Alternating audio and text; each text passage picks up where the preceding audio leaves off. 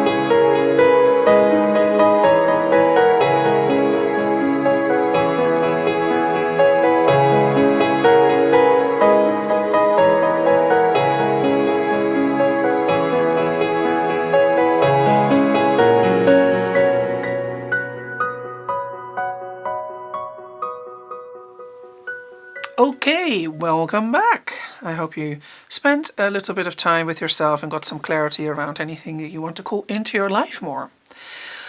Okay, so some of this video, particularly the painting part, will be time-lapsed due to the time constraints on this taster event. But I want you to know that if you do decide to join Lifebook 2023, which I hope you will do, fingers crossed, that all the main lessons will be in real time. So we show you step by step how we create the paintings, and we show you slow normal time, normal speed, how we paint the things that we paint. On the taster sessions, we just have some sessions time-lapsed because of time limitations. Otherwise it would just take you forever, all of us forever. Okay, so let's quickly talk about supplies. I'm working on a 16 by 12 piece of watercolor paper, 140 pounds in weight. It's by Saunderson Waterford, but you do not need that brand. Any watercolor paper will do, although I do want to say try and stick with the well-known brands, because the quality, you don't really want to compromise on the quality of the paper that you use.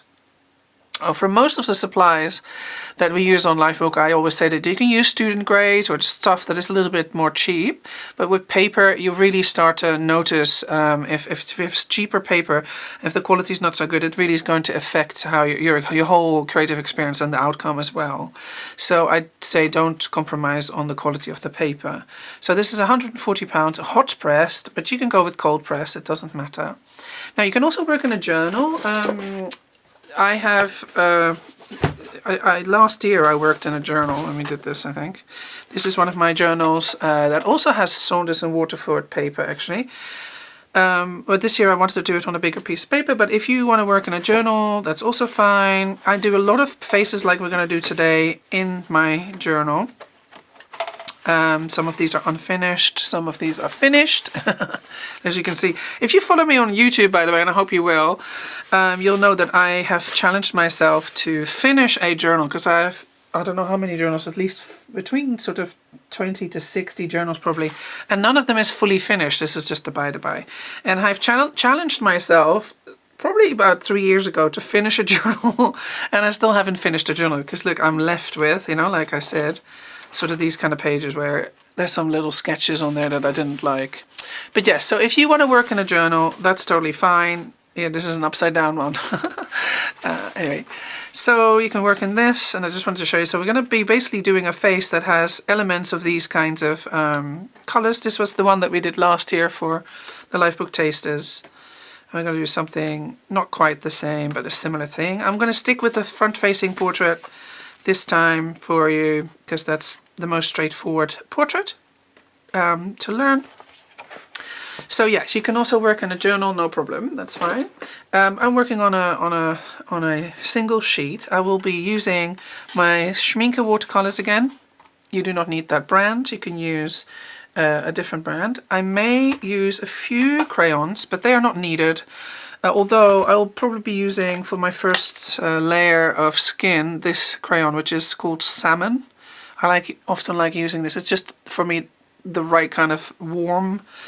And I'll show you how that works. But you can also make your own skin tone with mixing colors. And also, if you want to create different skin tones, you can do that too by mixing ochres or peaches or browns. It depends on what type of skin tone you want to create. But I also sometimes use these and mix it with maybe orange or something if I want to make it darker. I use ochres, an ochre here, or browns as a starting point if I want to do a darker skin tone. My characters are not usually realistic, so I sometimes create. I might shade with blue or other colors. So this is not intended as any particular skin tone. If you want to create it in a darker skin tone, lighter skin tone, medium skin tone, that's all up to you. That's all fine. It's crayons. Then we'll use a few color pencils for shading. I'm not quite sure yet what color, probably blues and purples, but if you look in the PDF, I'll probably have mentioned which colors I'm using. So make it up as I go along, you see. And then I'll be using some Posca pens for details.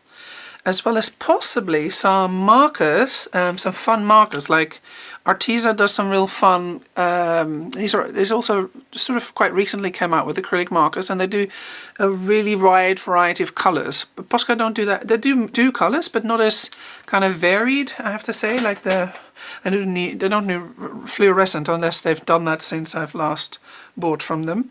Excuse me. And I might use, I'm not sure yet, I might use some Tombow markers, which are water-soluble markers, not acrylic markers. They are sort of ink-based, and they are not light-fast.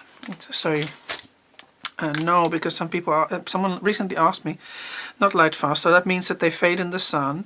But they are really cool because they've got this brush tip, and they've got a fine nib, and if you add water to them, by the way, if you join Lifebook, again, there's a whole session on introduction to supplies. So I go over all the supplies that are known to the mixed media art community, pretty much. So you can, that's because I'm on a piece of normal paper, it doesn't show as well. But basically you can activate these as well, and they're really great, the Tombow markers. So I might use some Tombow markers, and what else? Oh, I said color pencils, didn't I? Oh, and a Stabilo All pencil I like to use as my dark, this is a black one. This is a very, very water soluble pencil that you need to be careful with because it's very, very inky. Okay, so I think that's it. If I use anything else, I might use a bit of white acrylics. That often happens for me when I want to lighten something up or something. Or, yeah, or normal white acrylics, not to, this is acrylic ink, sorry.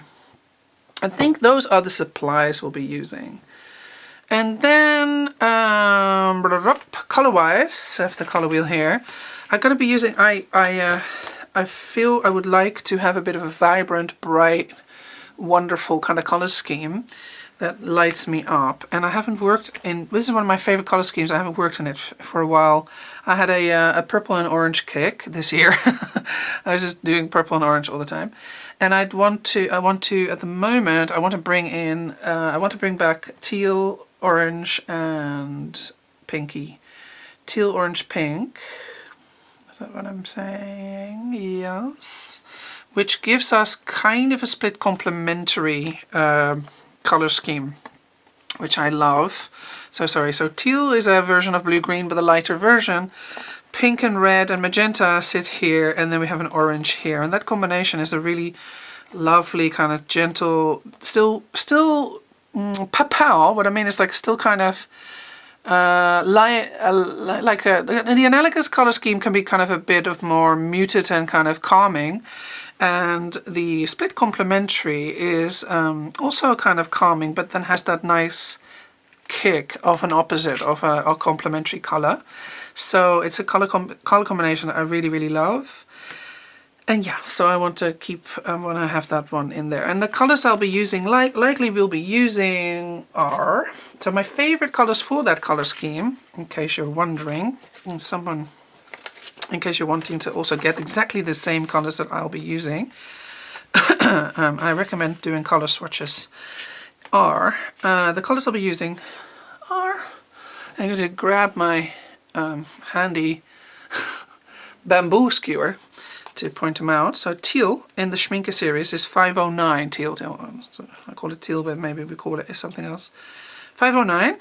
I will be using some of the opera pink, and then I'll be using some magenta, and I've recently got an amazingly beautiful magenta. That's more recent. That's this color, and that's the 367 in the Schminke series. I may try a little bit of the 940. That's more of a purple, red purple, red violet. I don't know if that's sensible color scheme wise, but I love that color so much.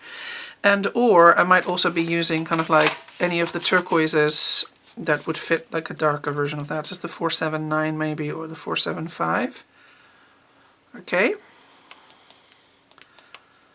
And I think, is that it? Oh, sorry, and orange, of course. The oranges I love are 214 and 218. This 218 is my absolute favorite orange. I may have already shared this, but orange was one of my least favorite colors in my art past, and recently it's become my most favorite color. It's funny how that works, how your preferences change over time, so drastically and radically as well. Oh yeah, and then this color for the skin tone. So this is like a salmon in the crayon series, but you can choose any kind of something that looks a little bit peach-like or light orange-like for the starting point there. Okay, and then drawing-wise, for those of you who feel a little nervous or intimidated about drawing this design freehand, I have included a traceable file that you can trace over with graphite paper or trace down paper. This is particularly helpful to do if you're a beginner and you feel just a bit nervous. It helps to build muscle memory and for you to start to learn the proportions of faces and designs like this. So do feel free to trace it. I will, however, also demonstrate how I draw a front-facing portrait like this. This is a stylized portrait, so what I mean by that, it's the proportions are not really realistic, as in it's fairly humanoid-ish, but actually real people. The proportions are not this like this. They are a little exaggerated. So I tend to do really proportionally fairly large eyes because I don't like fiddling with the tininess of it, and I like eyes as a way to the windows of the souls, and I can put so much expression in them. So I've always just wanted them to be a bit bigger, and also the distance between the nose and the mouth and these sorts of things on realistic faces. They are not quite like this. So just remember, so what I'm trying to say is that my designs are a little bit what I call stylized portraits. But if you were to work much more realistically, these proportions don't quite work like this. However, all that said, if you trace, you start to go, okay, I need to have eyes there. That your body starts to learn. And once again, I'll also show you how I design a front-facing stylized portrait, I should say. Okay, so lastly, just a little reminder to be kind to yourself as you create. So I'm speaking mostly to beginners, but also to people who've been doing this for a long time and can still get hard on themselves. Breathe through the process even if you're struggling a bit. Remember that we are all at different stages of the creative process and that all participants' artworks are celebrated and valid no matter what skill level. Truly, truly, I really, really love seeing all artwork. Everyone's creations are truly a treasure and sacred to me. I just want you to know that. And try not to compare yourself to other people. There will be many people on this event who've been making art for a very long time. Let their artwork inspire you and don't let it discourage you. You could even decide not to look at the group if it's too painful. Try just not to compare your beginning to someone else's middle. This is a quote by a guy called John Acuff, and it's a really great quote. He basically talks about how a lot of us do, particularly for a beginning, is we have this idea of, wow, I'm going to make that art, and then you look at someone else and you think, oh my God, my art is not good at all. But really what you're comparing is apples with pears, because that person may have got 5 years on you. So try not to compare your work to other people's work.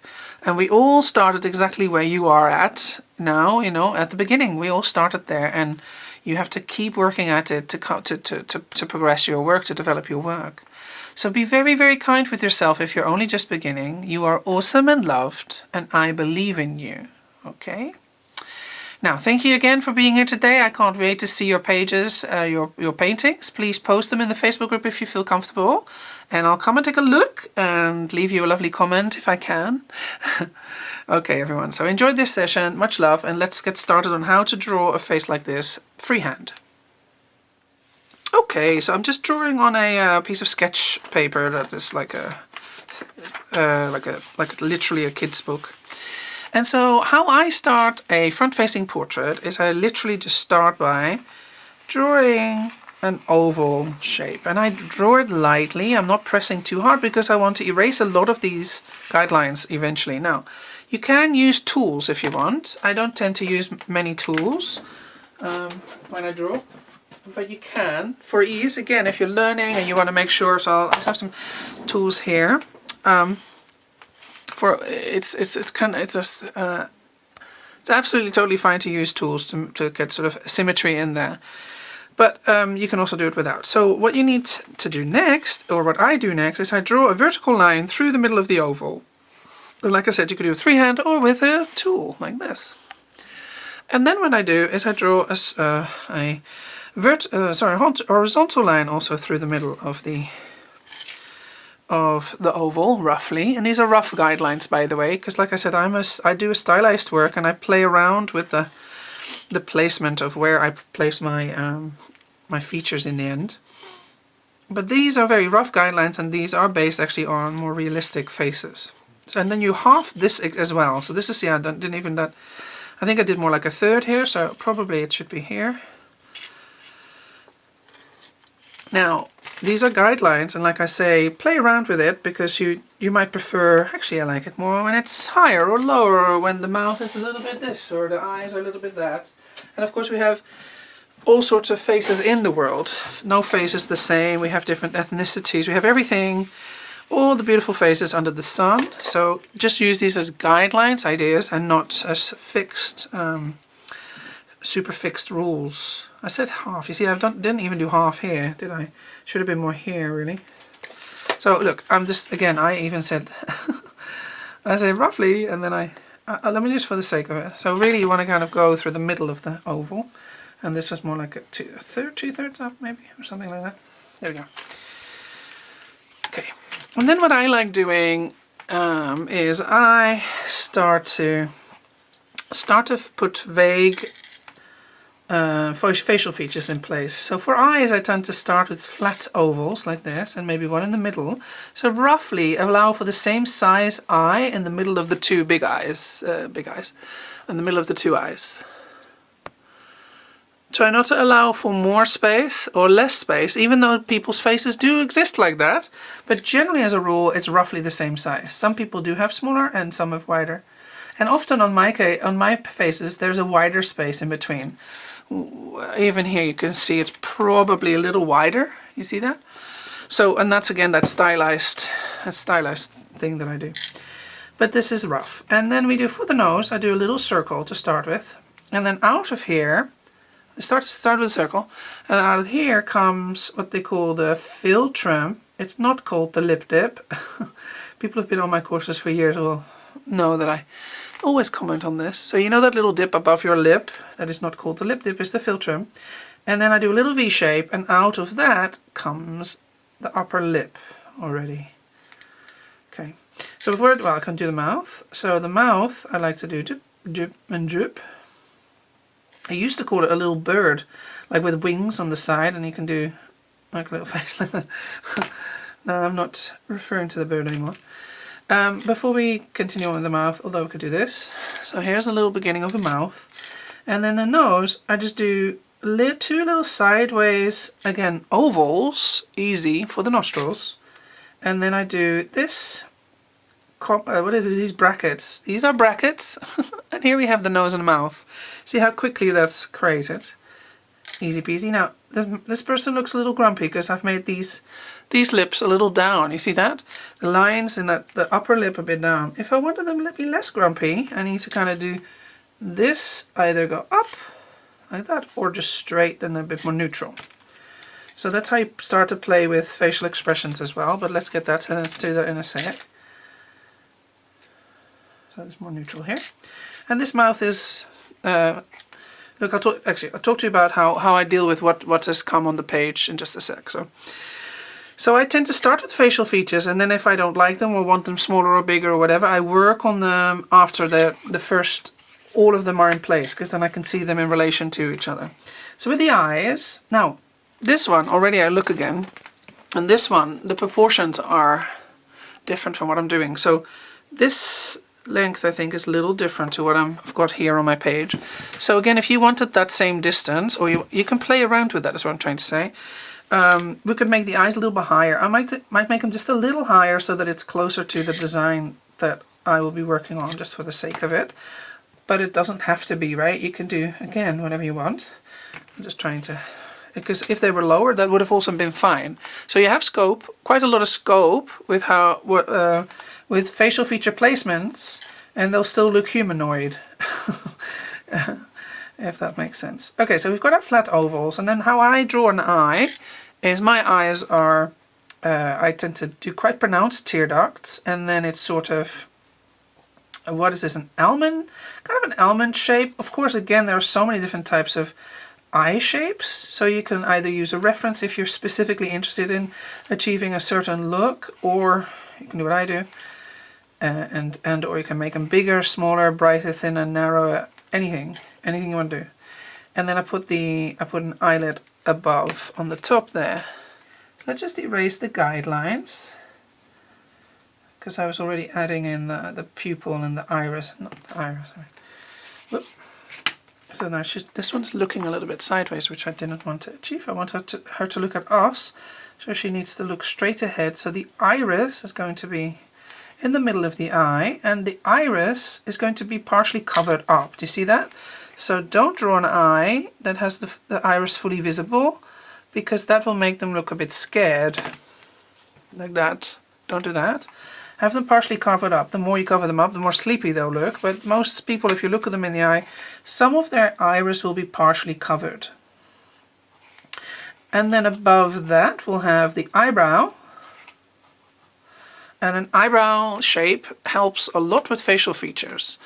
So right now, the eyebrow shape is sort of kind of a little neutral. But if we were to do this, like make it like that, she looks a little bit more stern, you see. But it has to align with what happens in this line there as well. So if we make all this look like this, look how now what's happening. She's looking angry or fierce. She's like, what is happening over there? Don't understand. I don't like that. Why is this happening?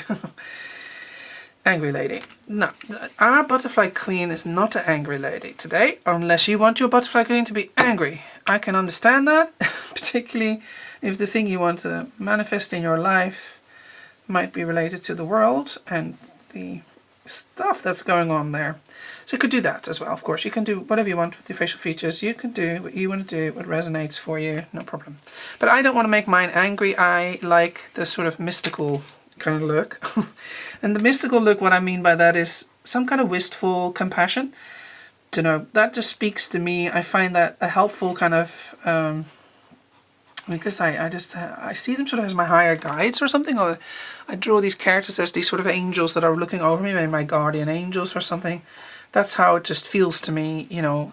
That's how I utilize these characters that come, and they look at like I say, like they look like maybe my guardian angels or something like that. Okay, so now I've put most of the features in, and then what I tend to do personally is I look at the face and go, right, am I happy with this face? Do I want anything to be smaller, bigger, wider, anything? And I feel like I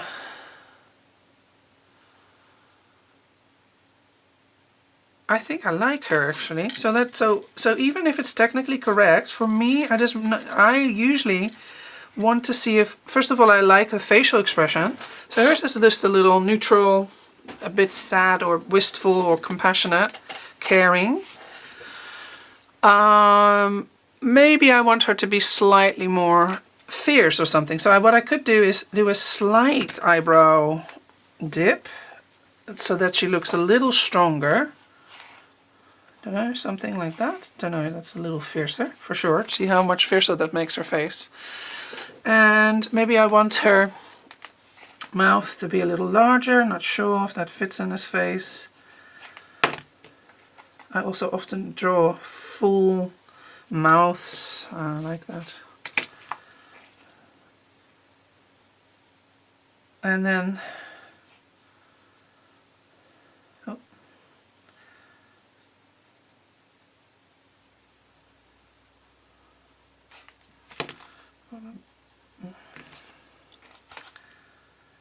okay. And then, yeah, I think that's a little, I like this. This is nice. And so the nose I'm fine with. It's a simple thing. I usually have simple noses. The eyes I'm pretty happy with as well. Yeah. So once I'm happy with the facial expressions, the facial features, I'm then starting to add the hair and any other kind of elements to it. So with hair, I like to play around with hair a lot. I like to give them often not always, quite a lot of wavy hair. This lady is going to have lots of hair that we can play with, and what I mean by that is we're going to play with, oh sorry, let's do neck first. So neck, neck, kind of looking like that. And then we're going to have the hair. So neck starts kind of here. It's just straight down. You can do more of a curved neck or something if you like that. But this is just a straight down neck. Easy peasy.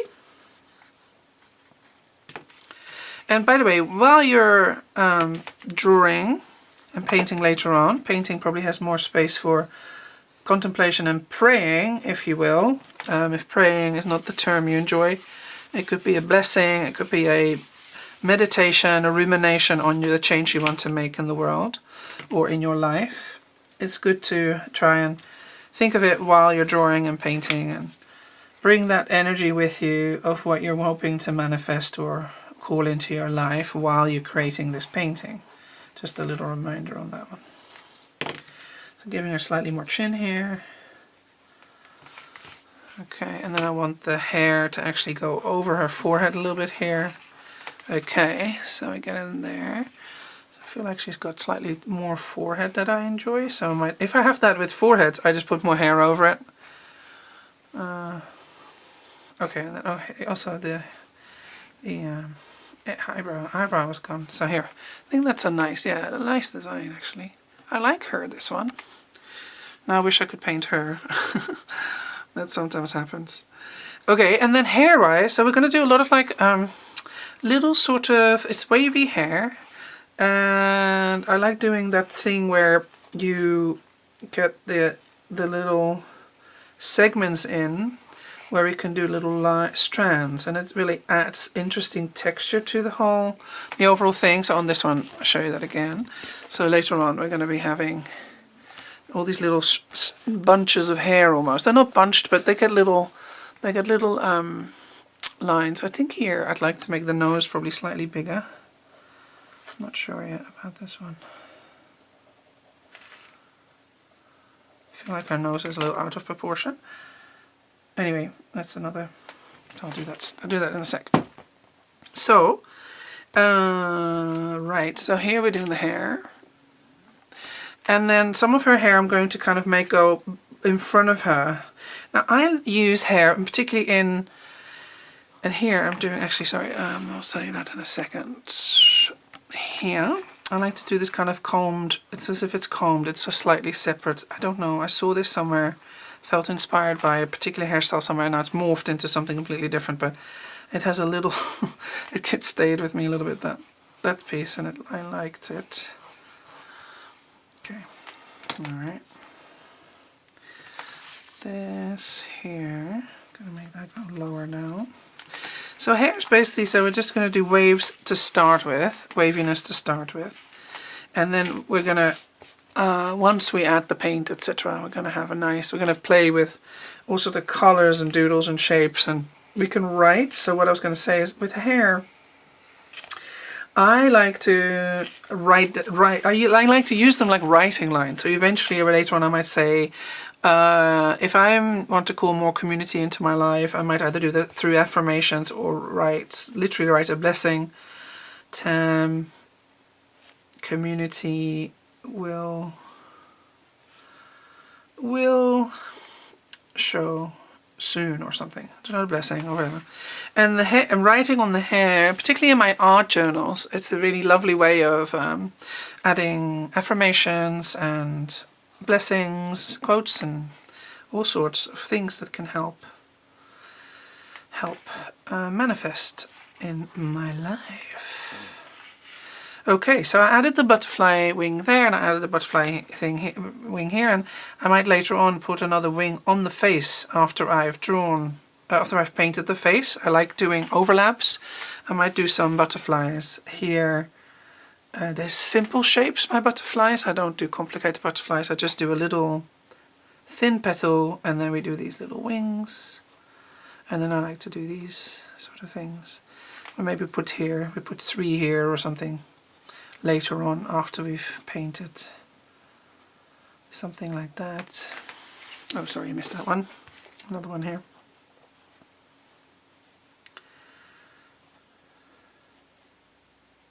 Super simple butterflies is what I do. Super simple butterflies.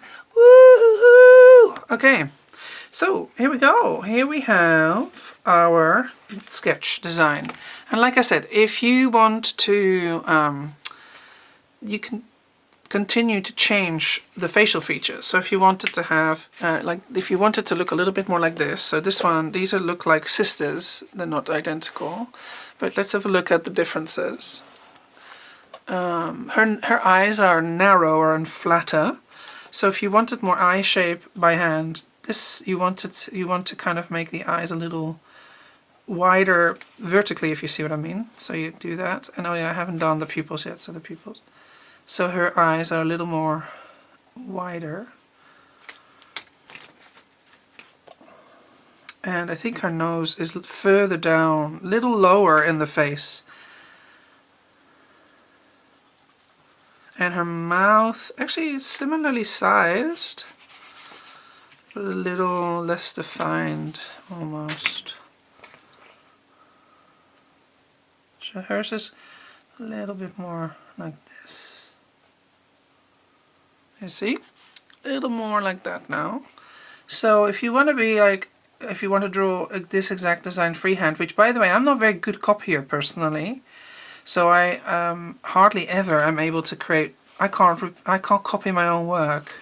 Always something new comes out, which I kind of like, that I'm not very good at it. Because it means that I can, you know, means that it's always new things appear. It's really kind of cool. Okay, and so then the nose, and her nostrils are a bit closer together, see that? So she's have that there. So if you wanted to make an exact design like this, you could. And her, that's pretty much the same size, but this, her mouth is a little wider and goes like that, so doesn't slant as quick, doesn't slant down as quickly. So here we go, you see how we've changed her face quite a bit now to look a little bit more like that one. But also the spacing of the eyes here is slightly further out. So all these little things, but it's not important to make it exactly look like that. But if you were like, oh, but I wanted to, then that's how you need to look at changing the features. You need to kind of move some things up, down, left, right, make them bigger or smaller, you know. And also if you're working ever from a reference photo of maybe doing realism, then that's another way of also kind of comparing. You look at what you've drawn, you look at what you're seeing, check if the depth and the distances are roughly okay. You can use a grid method for that, or you can use all sorts of ways to get more accuracy when it comes to copying, if you want that. But mostly I would say don't, just make your own design, because it's much nicer to make your own design. I mean, of course, if you're going for an extreme likeness, then and that's the point of it, then okay, then you can look into how to get good at likenesses. But I really enjoy making up my own characters, and actually having a new character each time show up is kind of awesome. Okay, so that is roughly how I would start a design like this, or a front-facing portrait is how I do this. And we're going to be, like I said, adding doodles and butterflies and symbolism and words into the painting. And the hope is that this helps us manifest or call into our lives what we want more of.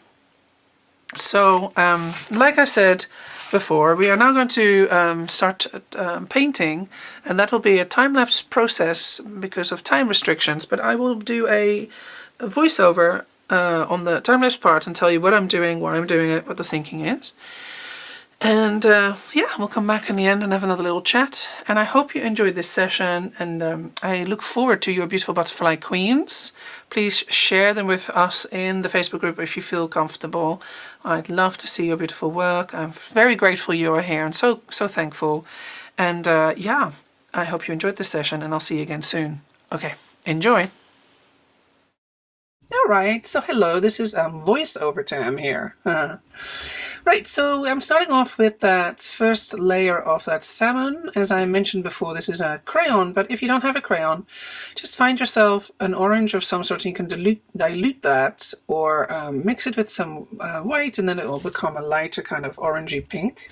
But you know, any kind of light kind of color like this can function as a base for any kind of skin tone, really. I tend to just start off with one really light base to build it on top of, and this works quite well for me. So I'm applying a first wash to the face and the neck, and yeah, very lightly. I'm not using too much water here either. And then while the layer is still somewhat wet, I go over with a second layer of the same color, but just instead of the areas where I expect there to be a bit of shading. And my shading pattern is one that I use a lot. This is just one I use when I assume the light's coming from the front, and it's kind of a pattern that I've used for eons. Sometimes I change it around, but this is my sort of straightforward pattern. So it tends to be a highlight on the nose bridge, the mouth doesn't get that much, and there's more shading around the eyes and a bit in the neck. Sometimes it just becomes just a second layer of the same color. There's only a little bit of lighter patches here. Alright, then I went straight in with a scary, very vibrant color. I grabbed my orange, and I love that color so much. And this might feel like a bit of a scary thing to you when you see the sort of very vibrant orange. But what you need to know about watercolor is that it fades. You see that? It faded a lot, the vibrancy, did you see? So the tendency of watercolor is that it looks very vibrant and alive and kind of angry sometimes and aggressive when it's wet, but it tends to fade significantly once dry. So you can apply fairly vibrant colors and not be too worried about what they do once your Now, and if you actually wanted to keep that vibrancy, you'd need to just add more layers or add less water to your paint as you apply it. I like kind of adding a lot of color to my faces, and like I said before, my faces are not realistic. You know, I'm using a fluorescent pink here to add some kind of cheeks to her, and this will fade again, so it's not going to stay as vibrant and as kind of obvious as it was just applied. And you know, if you feel a bit scared of using these sort of very vibrant colors at first on the face, you don't have to do this, of course. You can go more subtle, but that's the other thing about me. I enjoy kind of a high contrast shading types. So you'll often find, you remember we had a quick peek through my journal there, you saw that some of the faces were purely made in bright red and oranges or something. So I enjoy using very vibrant colors, but this is just kind of my preference, and it's a stylistic choice. But if you thought, well, I want it to be a little less vibrant or high contrast, then you can make that choice. Now, as you may have noticed, and I want to point out that I do let a lot of the layers dry in between each time I add a new layer. And drying can be very important, because if you wet and wet can work. If you've done the feather lesson, of course you can see what the beautiful effect wet and wet can have, and it's also at other times important to dry a layer. Over time you'll come to learn what your preferences are and where you want your layers to dry and where you want to work wet and wet. So here I'm just adding more color to sort of shade around the face a little bit, and give it a bit more shape. Now, okay, so I like using Posca pens or fine liners to kind of bring line work and detail in if I work in this style. So this is kind of more of an illustratory style. When I paint, I use line work less, like paint with acrylics I meant. But here in this type of style of working, I enjoy using black acrylic pens or fine liners to bring in line work and detail. For instance, as you can see here, I'm doing the outline of the face, I'm doing the nostrils, a little line in between her lips, and the eyes usually get quite a bit of treatment with the black Posca pen. Now in here I'm doing some funny things with the pupils, like I don't make them solid, and that's just kind of, again, a little thing that I've been doing a lot in my journals, and I just enjoyed the kind of oddness of it. Later on I add actually a bit more pupil into the left eye, I think, because I then found it bothered me a bit. Anyway, that's just the thing I like doing. So, but you don't have to do that. You can just make your pupils solid, and then it doesn't look kind of quirky and odd like I have. Here I'm using a color pencil to add some shading in, and as you can see here, I'm kind of holding the pencil flat to bring a soft kind of shading in. If you use your pencil with the tip, you can get more scratchy, scribbly lines, and if you use it flat, it gives that sort of textured, softer type of leave a softer type of mark making behind, if you will. I'm using a couple of pencils here. They're all in the orange, reds and browns colors, and I'm really just trying to kind of deepen some of the darks that are there. The darks for me go around the eyes, and the eye creases are usually kind of a bit darker. And once again, I want to say I do I like high contrast shading and unrealistic shading. So on a normal face that's sort of sitting in the sun or something, you don't get this extreme kind of shading.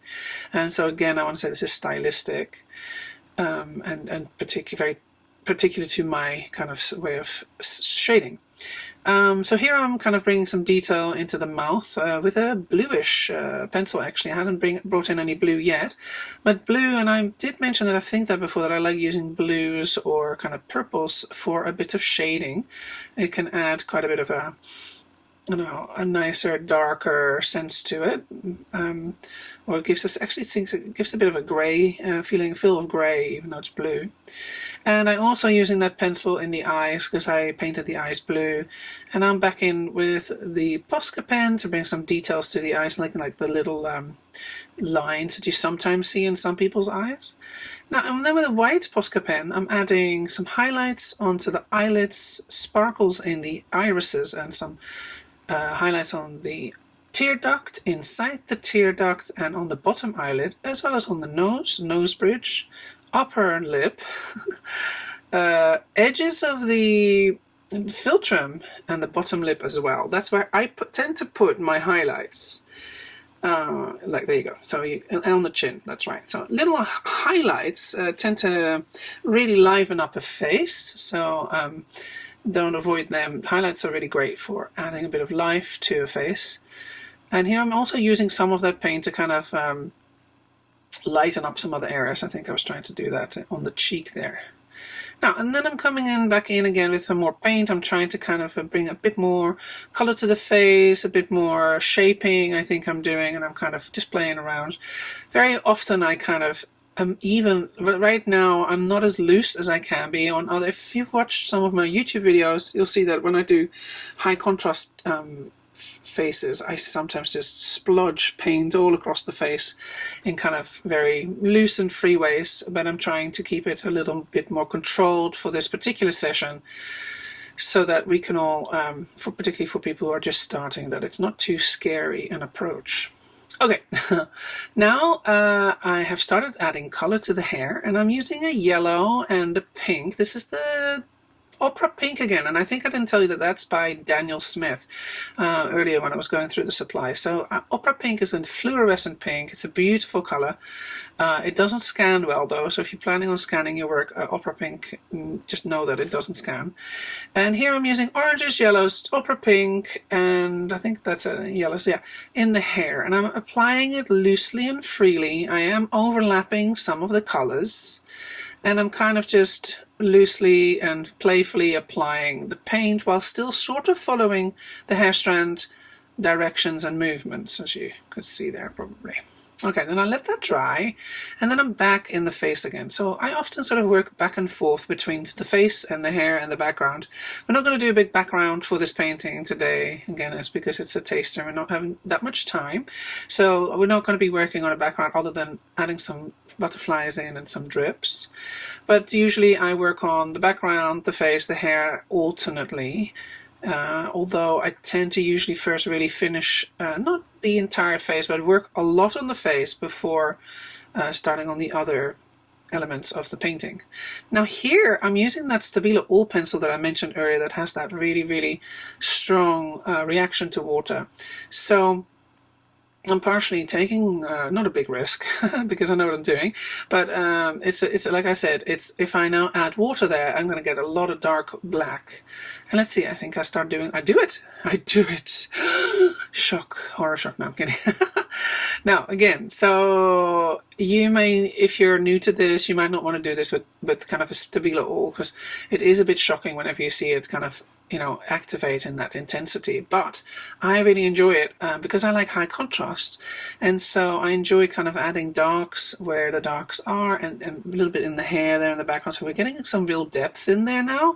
Don't know if you can see, because there's now that darker, the grayer areas, there's a lot more depth than there was before. So you get that kind of real, yeah, I don't want to say the word depth again. I'm trying to find another word for it. Okay, let's move on. So here I'm bringing in some of the teal. The only blue we had added was the turquoise to the eyes so far, and I was like, I want to bring in some teal because I love the teal, and I hadn't added anything to the hair yet. So that's a beautiful little patch of blue, and again I'm kind of randomly adding these colors in different areas just for fun. I just enjoy playing that way and seeing what works and what I like. And the light blue really adds liveliness to it. Before we were mostly working in our pinks and oranges and yellows, but you see if you add that blue there, it suddenly makes it kind of, oof, there's some newness to it, there's something about it, and that's because it's a complement. Now when we're adding a complement, don't add too much of the complement. Or the general rule with color theory is that if you've chosen 3 or 4 colors as your kind of color scheme, that you don't use all colors in an equal amount, as that's too overwhelming to the eye. What you want to do instead is choose one color as your dominant color, and then choose 2 or the other 3 as your accent color. So you can go by 60-20-20 or 70-30-10, those sort of splits. So in my case, we're not going to overdo the blue. The blue is sort of our accent, and the rest of the, and I suppose I think my orange and pinks are sort of the dominant here. Okay, now I'm going back into the face a bit, tidying up. I did some eyelashes there. If you do eyelashes, make sure you curve them. They are not straight lines, and I'm kind of bringing back some of the sort of lost details of the highlights that I had lost when I was adding the kind of darker colors there. Okay, so back to the hair. I'm now focusing a bit more on the hair again, adding some more hair strands in, a bit more color, a little bit. I'm basically a bit obsessed with this pink at the moment, mixing it in a bit with the blue, which of course is making a new color, kind of like a pinky purple sort of color. But look, it's only very mild there, and I let it dry again. Alright, and I'm back with my Posca pen here, drawing some of my doodly details. Doodly details, indeed. I love doing details and doodles, little drawings on my characters. They bring me joy and happiness. Some people are not interested in them. You do not need to add these. It's just kind of a typical Tam style thing, and it just brings light to my life. I like combining the kind of more, let's say, not realistic faces, but the sort of more, realistic, adulty, semi-teenage, adulty faces, combine it with really childlike drawings, and that just hits the spot for me somehow. I like the combination, or the contrast perhaps, of the two styles together. And well, for this session we're doing the butterfly, so I'm bringing in the butterfly strongly on the face, and I was also in the neck, and very soon we're also going to add it to the background as well, so that the butterfly is alchemizing or helping us with manifesting that what we want more of in our lives, that we want to call into in our lives, or that which we want to transform or change. And here I'm using the Posca pen again to create hair strands, and hair strands, that sort of repetitive line work can be really nice and meditative, and I recommend while you do this that you meditate on the thing that you're trying to manifest or change or transform. Now of course you see it time-lapsed here in my session, but in real life this took longer.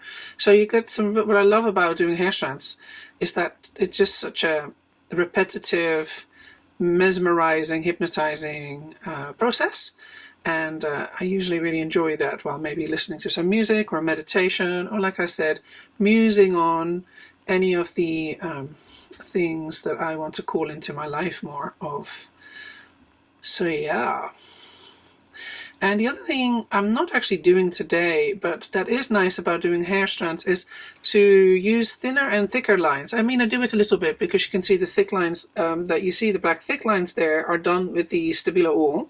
But you can also use several different nibbed acrylic markers or fine liners. And then you get an interesting contrast between the line work as well, on top of everything else that is already being contrasted. Now here I had a little sort of botanical twig. I realized I haven't actually added more botanicals to this design. I probably felt it didn't need it, or it didn't come to me. The little botanical thing there was enough. And the colors and the detail of the butterflies and all sorts are already drawing a lot of attention, so I didn't feel like I wanted more botanicals. But you can, you know, add other details to this painting, of course. If you wanted to add a rose or another type of flower to it, that can work, I think. Now, and I'm here doing exactly what I just said, adding in more of the darker, thicker lines in the hair. And also, yes, I wanted her to have some significant doodles on her face. So I enjoy, again, I already have half a butterfly on her face, and I also really enjoy putting kind of decorative doodles or patterns or symbols onto my characters' faces. Why do I do this? Don't know. It feels sacred somehow, or it's meaningful and kind of draws your attention to the third eye. You know, that's the area of the third eye. I sometimes write words on the face, under the eye. It just always feels like a very sacred process, and these markings, that almost like tattoos, feel like they are sacred decorations or markings on the character's face, and they make them a bit more like an oracle or a alchemist or a magician of some sort, you know, like give them that kind of goddess, guardian angel feel. For me, this is my way of doing it. You may have a completely different way. All right, a little bit of botanicals here, or these are my swirlies that I call them. I call them my swirlies that I like to do sometimes on shoulders or also on faces, as it's sort of a semi-tattoo or just a decoration. And I enjoy adding all these littler details as they bring me into sort of a magical world of nonsense. And I know that sounds odd, but I am a very left-brained, very logical thinker due to trauma. And by adding all these kind of odd characters or doodles on a face that you wouldn't normally find them, opens up this door to my right brain felt sense, more symbolic world of poetry and poetic sort of field of feelings and symbolism. And I really welcome that so much for me, because I have such trouble accessing that sometimes because I'm so left-brained and logical and less relational than I want to be.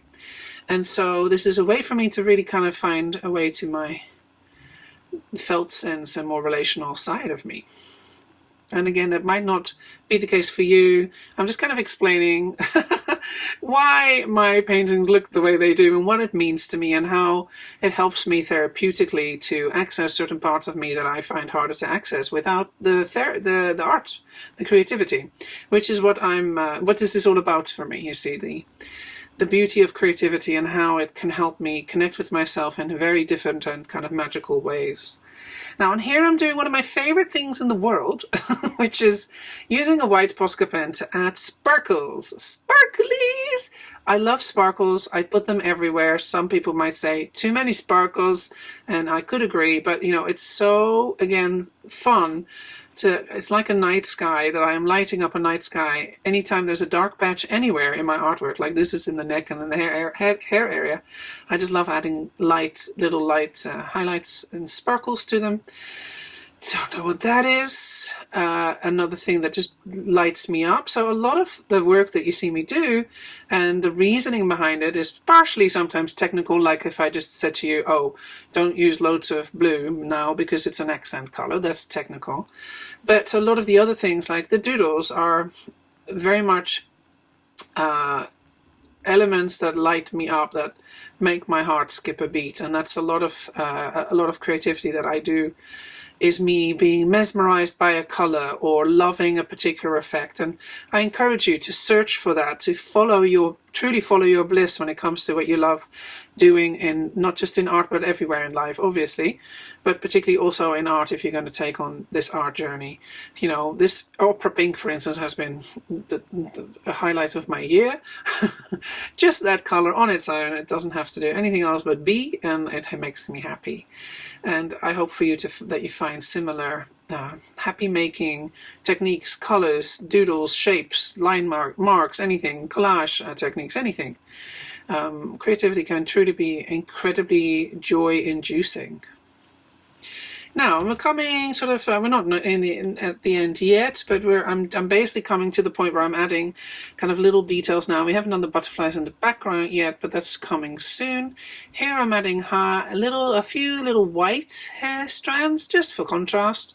Not loads, but just like a little bit here and there, just to add some highlights to the hair. And okay, look, I couldn't resist doing more dots in the dark parts. Not even in the dark parts, everywhere. It just adds the magic to it. Particularly, you know how it goes around her face at the left, on the right top by her forehead. I love that part. It's like these little details. And here you go. I told you there was a dark patch there, and I went, yeah, loads of room for sparkles there. Now, and I'm also, like I said, doing some hair strands with white. Okay, yeah, of course. And now here, I am writing down, so I also mused on what I would like to call into my life. And with a thinner fine liner, I'm writing in the hair what I want to manifest and what I want to call in more into my life. And one of the things I want to call in my life more is community, belonging, connection. Since COVID, I've found it very hard to have more connection. So that's one of mine that I've been calling in. I think I've also called in for more health, for my health to transform. And here I'm deliberately using a couple of words that are significant to what I'm calling in: belonging, community, and love. Like I just mentioned, connection, belonging, community. And so I'm putting them on her kind of throat, neck area for emphasis. Now then, time for some butterfly drawings, and my butterflies are super simple. I think I showed you earlier how I do them. A little sort of petal shape, not petal, but a thin petal shape in the middle, and 2 flappy wings. And then I add my little quirky, I'm kind of coloring in the little body there, the little bodies there with a thicker Posca pen. And then I'm applying those little scribbly, scraggly, doodly decorations into the butterfly wings, which are usually the same type that I do. And that's all I do. And then I do also eventually add lots of little stars to the background, or a few, and little dots to the background. In just a moment you'll see me do that as well. And I'm enjoying doing, I rarely actually add my butterflies just to the background. I usually just add them to characters. So they're either, added on a dog's shoulder or on a girl's neck. So this is, I think, one of the few times that I've added the butterflies just to the background, as if they are entities on their own, which to me, again, seems significant and important. That I've given the butterfly its own sovereignty or something, instead of just being an accessory to other characters. Here they're flying on their own, and then I think, wow, that might mean that it helps with more of my manifestation. I just ponder on that sort of stuff and look at the deeper meaning of something like that, like a change, a radical change in a design that I don't normally do is quite interesting and significant to me. All right, now we're nearly there. You saw that I added the stars and the little dots as well, little sparkles. And then I also added a little mini crown above her head, implying she's a queen or an alchemist or some sort of special, important character to me. Higher self, angel, guardian angel, alchemist, anything. Just to give her that regalness, and also just, again, a fun doodle that I like to do. And so, yeah, here are the final kind of steps. I'm adding some final little lines. I think I want there to be something in the lower left quadrant there, because it was a bit empty, so I think I'm adding one more butterfly there, or maybe another one at the top as well. So while I, Tam in the past, am drawing that, I just want to thank you for being part of this session today. I hope you enjoyed it, and that you learned something, and that you created something that you enjoyed creating. Please tag me in the Facebook group if you upload any of your own butterfly queens. I can't wait to see what you've done. And I hope you enjoyed it, and I will look forward to seeing you again this week. A little bit later this week I have another session where we're going to create the most cutest, most adorable, most sweetest little otter. It's one of my quirky type of characters that I enjoy painting and sharing with you. All right, everyone, have a wonderful rest of your week, and I'll see you again soon. Much love.